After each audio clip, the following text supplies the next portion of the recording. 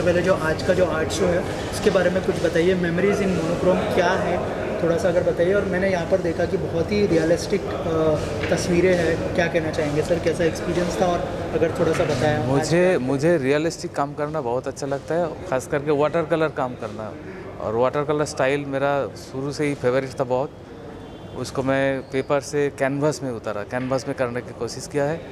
ये मैं बहुत दिन से कर रहा हूँ। मोनोक्रोम मुझे बहुत अच्छा लगता है और मैं ज़्यादा करता हूँ कोलकाता सीरीज़ को लेके, लेकिन इस बार मैं मुंबई का भी कुछ किया है और कुछ ग्लास पेंटिंग भी नया स्टाइल में किया है, वो भी मेरा स्टाइल का, ब्लैक एंड वाइट और एक एक जगह में कलर देके। हाँ, मोनोक्रोम ऐसे एक कलर थीम है जिसमें नॉस्टैल्जिक फील होता है, जैसे कोई कुछ पुराना चीज़, पुराना बिल्डिंग, मुझे बहुत अच्छा लगता है ये करने में। राइट सर, हमने जैसे यहाँ पे देखा कि कोलकाता और मुंबई की तस्वीरें यहाँ पर लगी हुई है, तो क्या वो सिर्फ आपका एक्सपीरियंस है कोलकाता और मुंबई का, इसके लिए आपने सिर्फ? हाँ, मेरा एक्सपीरियंस तो है इसमें। मैं बहुत सारा फोटोग्राफी करता हूँ और सिटी का जो लाइट एंड शेडो है वो मुझे बहुत अच्छा लगता है।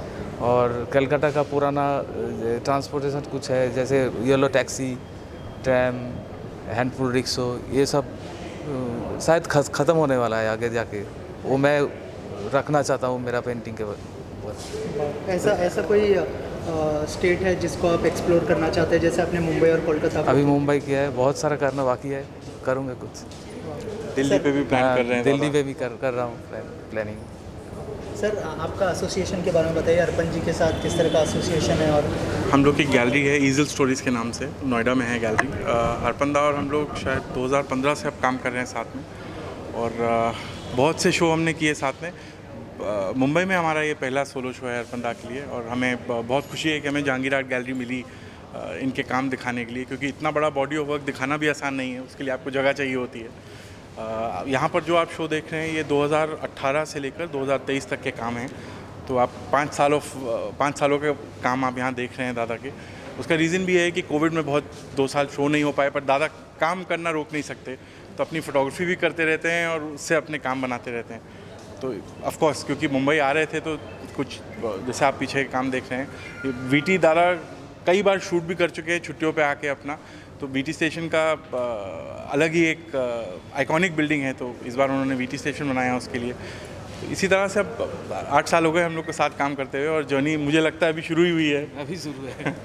जैसे सर ने कहा कि आगे दिल्ली को एक्सप्लोर करने वाले हैं, तो उसके बारे में कुछ बताइए। उसके लिए क्या क्या प्लान्स है, कौन सी जगह है जिसको एक्सप्लोर करने वाले हैं? जैसे यहाँ पे CST स्टेशन को बहुत अच्छे से दिखाया है। तो दिल्ली के साथ क्या है कि दादा ने अभी इसी साल 2022 मिड से 2023 तक में पहली बार रिवर्स पेंटिंग और एक्रेलिक शीट शुरू किया है, तो उसको लेके हम लोग ने एक शो प्लान किया है जिसमें करीब 10 या 12 काम दिल्ली के आइकॉनिक बिल्डिंग्स को लेके, क्योंकि हम लोग भी दिल्ली बेस्ड हैं, बट दादा सालों से कलकत्ता पे ही काम कर रहे थे, मुंबई बहुत रीसेंट वर्क्स हैं। तो दिल्ली के आइकॉनिक बिल्डिंग जैसे आपका इंडिया गेट हो गया, आपका राष्ट्रपति भवन की ड्राइव हो गई, आपका सुप्रीम कोर्ट का व्यू हो गया, आपका लोटस टेम्पल हो गया, दिल्ली में भी बहुत आइकॉनिक बिल्डिंग्स हैं, तो उन पे काम अब शुरू होगा। ये शो अक्टूबर-नवंबर में किसी टाइम होना चाहिए दिल्ली में। सर, अगर आपकी जर्नी के बारे में बात करें, बहुत सारे अवार्ड से भी नवाजा गया है आपको, थोड़ा सा बताइए हमारी ऑडियंस को आपकी जर्नी के बारे में और कैसी रही? शुरू में एक्चुअली जर्नी मतलब जब मैं आर्ट कॉलेज में था उसी टाइम में वाटर कलर करने के लिए जितना सारा अवार्ड था वो सब मिल चुका था मुझे। मतलब सबसे बड़ा कॉलेज का वाटर कलर, सबसे बड़ा साइज़ का वाटर कलर मैंने किया था, उसके लिए गवर्नर से अवार्ड मिला था। और एकेडमी ऑफ फाइन आर्ट्स में कोलकाता में ऑल इंडिया एग्जीबिशन में एक बेस्ट अवार्ड होता है, वो भी गवर्नर से अवार्ड होता है, वो भी मुझे मिला था बस वाटर कलर करने के लिए। तो इस तरह अतुल बोस अवार्ड, बहुत सारा अवार्ड वाटर कलर से ही मिला है मुझे, और उसी स्टाइल को मैंने मेंटेन करके अभी जर्नी हो रहा है मेरा। सर, जो आर्ट के लवर्स हैं उनके लिए क्या मैसेज है आपकी तरफ से, अगर कुछ कहना चाहे आप अपने? मेरे लिए मैसेज कुछ नहीं है, मैसेज बस एक ही है। मैं कहना चाहता हूँ जो पेंटिंग कर रहा है उसको और कुछ नहीं, प्रैक्टिस करना चाहिए, बहुत काम करना चाहिए, तो अपने आप सफलता आ जाएगा, आता रहता है।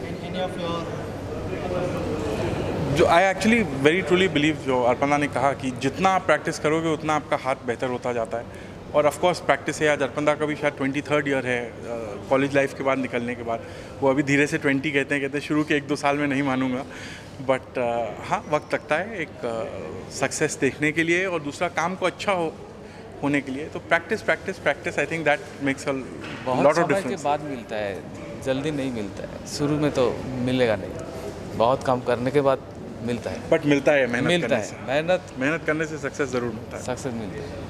Thank you so much and Thank you, thank you. Thank you. खुद को इंट्रोड्यूस कर दीजिए। हाय, माय नेम इज़ शिशिर। मैं 20 साल इंडियन एडमिनिस्ट्रेटिव सर्विस में था, उसके बाद 20 साल वर्ल्ड ट्रेड ऑर्गेनाइजेशन में भी था, और अब अडानी ग्रुप के साथ हूँ। And I am here for this exhibition which I think is an outstanding work. अगर आप एक एक इंडिविजुअल पीस को देखें तो अर्पण भौमिक जी ने जो इसमें मेहनत और प्यार, और सबसे बड़ी I think the most important thing is his creativeness. बहुत कम ऐसी पेंटिंग्स होती हैं जहाँ बैकग्राउंड में you have black and white and there is one bit of colour. And मैं वाकई I think it's a phenomenal genre जो कि उन्होंने परफेक्ट किया है। ऑल्सो यहाँ पे जो है कोलकाता और मुंबई को एक्सप्लोर किया गया है, और ऐसी कौन सी स्टेट है जिसको आप चाहेंगे कि एक्सप्लोर हो इन फ्यूचर?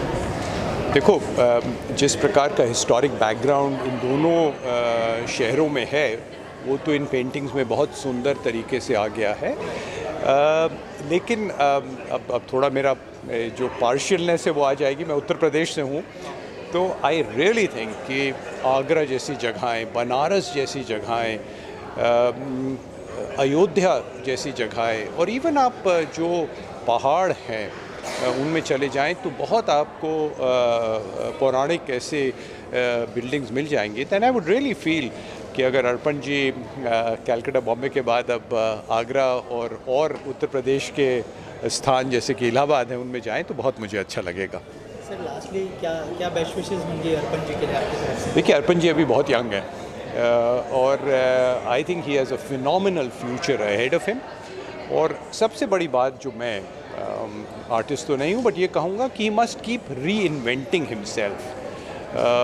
और जैसे जैसे वो अपने को री इन्वेंट करेंगे, आई एम एब्सोल्युटली सर्टन वो और तरक्की करेंगे और लोकप्रियता पाएंगे। Thank you. थैंक्स।